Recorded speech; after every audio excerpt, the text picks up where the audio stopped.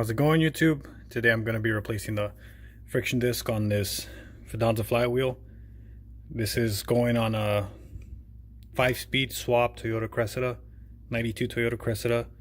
It's running a W58 transmission and a regular stock 7M GE engine that's in it. When I bought the car, it was already swapped, but I wasn't sure what flywheel it had. When I bought it, it had clutch issues, so I went ahead and pulled the transmission. Found out it actually had a Fidanza flywheel, or has a Fidanza flywheel. So I went ahead and I ordered a Fidanza replacement friction disc. Call it a friction kit.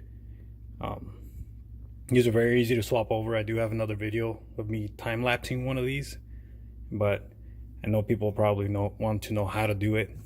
Fairly simple. You go on, if you're gonna buy a kit, you go on Fidanza.com. They have a PDF, downloadable PDF that has all their flywheels and all the discs for those flywheels. I went ahead and I ordered this. As you can see, what comes in it is it comes with obviously the friction disc. It comes with instructions on how to replace it, torque specs, and it also comes with all the hardware needed for this. This one is 18 bolts or screw bolts, and there's usually, from past experience, there's usually a few extra in here just in case you maybe strip one out or you need an extra one. But let me get started and I'll show you how it's fairly simple.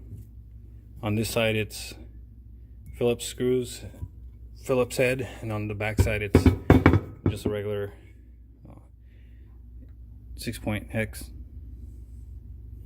nut. So let me get started and hopefully you guys realize how easy it is. Well, here it is, removed already. Took me maybe 5 minutes. Easiest way I found to do it, because I don't have a vise, is I placed it at the edge of the workbench. I took my screwdriver, held it on this side, and with my other hand I used an impact, just took them out. These particular bolts are 3/8, but the only way, or nuts are 3/8, but I had to use a 1/4 inch drive 3/8 because the 3/8 drive 3/8 is too big to fit on the holes on the bottom. It's too thick for it to fit through here properly, so I had to utilize this one. And these fit just fine. As I mentioned, a few minutes for it to come off. Here's the old one. New one's still in the bag, but what I'm going to go ahead and do is clean this one up. Use some brake clean all this gunk off of it, and put it all back together. Oh, the instructions, it does, as I mentioned earlier, it tells you what the torque specs are for this particular flywheel, or these bolts.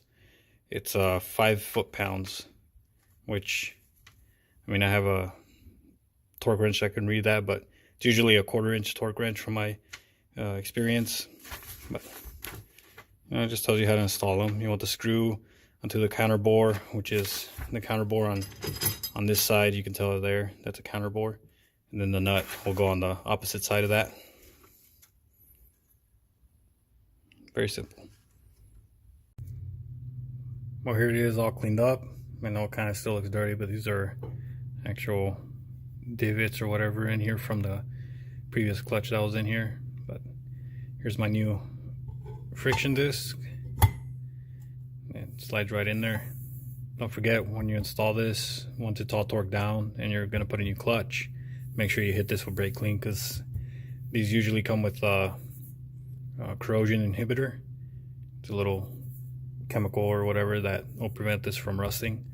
So just make sure you do that, and that way your new clutch doesn't get damaged or worn prematurely or slip. Here it is, all done. As I mentioned, maybe took me 30 minutes altogether. Very simple, torque down to 5 foot-pounds for this particular model. If you guys are interested in actually purchasing one for your 7M GE, the part number is right here. Looks like a TD10-5787. But this is the third Fidanza flywheel that I actually have for my vehicles. I have one for my Honda Accord, which is almost at 500 horsepower. I have one for my all-wheel drive CRV, which is completely stock, but as I mentioned, I upgraded at least the flywheel, cheap enough. And now my Toyota Cressida, which I got lucky and it came with it. If not, I mean, these are kind of pricey from what I was looking at least for that model. If you guys have any questions, comments, concerns, or anything, just let me know. I'll try to help you all out.